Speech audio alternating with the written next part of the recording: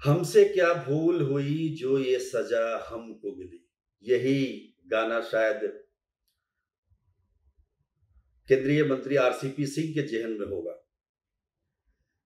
आखिर ऐसी क्या बात हो गई कि रातों रात उनके आवास को सरकार ने खाली करवा लिया। पहले राज्यसभा का टिकट काटा, अब आवास जबरन खाली करा लिया गया। 7 जुलाई तक वो राज्यसभा के सदस्य हैं, उसके बाद उनका मंत्री पद भी चला जाएगा। तो ऐसी क्या बात हो गई? नमस्कार, बिहार तक में आपका स्वागत है। तो एक समय आरसीपी सिंह जेडीयू के लिए और खास तौर पर मुख्यमंत्री नीतीश कुमार के लिए बेहद खास, बेहद करीबी नेता या व्यक्ति माने जाते थे। लेकिन अचानक ऐसा क्या हो गया, उनसे ऐसी क्या बड़ी भूल हुई कि एक पर एक झटके उन्हें दिए जा रहे हैं। आपको पता ही है कि पहले राज्यसभा जाने से उनको रोका गया, जिससे उनका मंत्री पद खतरे में है। हालांकि उन्होंने अभी तक इस्तीफा नहीं दिया है, पर कल रात आधी रात को उनका 7 स्टैंड रोड जो आवास था, हालांकि उनके नाम पे नहीं था, ये सब जानते हैं, वो एमएलसी संजय कुमार सिंह उर्फ गांधी जी के नाम पे था, जहां वो वर्षों से रह रहे थे। उसे रातों रात खाली करा लिया गया। ऐसी क्या बात हो गई कि रात में प्रशासन की मदद से उस आवास को खाली कराया गया। हालांकि तकनीकी तौर पर यह कहा जा सकता है कि गांधी जी का आवास खाली कराया गया, लेकिन उसमें आरसीपी सिंह रहते थे। खैर, आरसीपी सिंह का हक भी नहीं था, वो राज्यसभा के सदस्य रहे हैं। अब भले ही केंद्रीय मंत्री हों, लेकिन 2 टर्म तो राज्यसभा के सदस्य थे और उस आधार पर उनको वो आवास मिलना भी नहीं चाहिए था।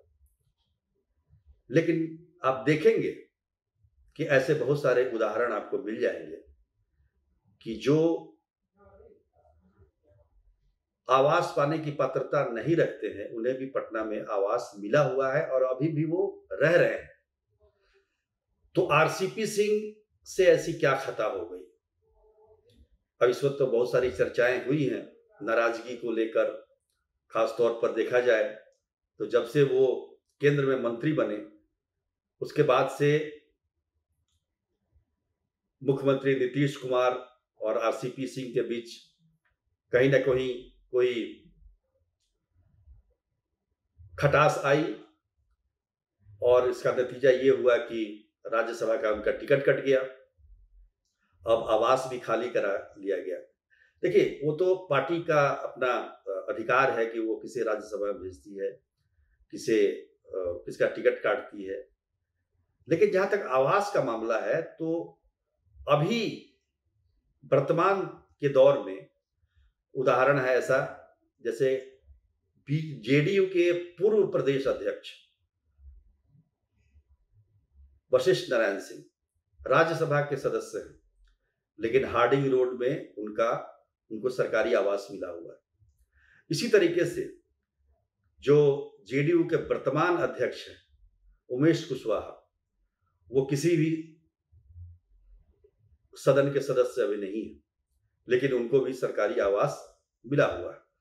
तो सवाल यह है कि आरसीपी सिंह ही क्यों? हालांकि सरकार के द्वारा जो स्पष्टीकरण दिया गया, उसमें यह कहा गया कि 7 स्टैंड रोड, जिसमें आरसीपी सिंह रहते थे, जो संजय कुमार सिंह एमएलसी उर्फ गांधी जी के नाम से अलॉटेड था, वो अब चीफ सेक्रेटरी, उसमें बिहार सरकार के चीफ सेक्रेटरी रहा करेंगे। यानी कि वो एक मार्क हो गया चीफ सेक्रेटरी के रहने का। तो खैर ठीक है, कोई दिक्कत नहीं। लेकिन सवाल ये है कि आधी रात को ऐसी क्या इमरजेंसी आ गई कि आधी रात को उस आवास को खाली कराया गया, वो भी उस दौर में जब पूरा बिहार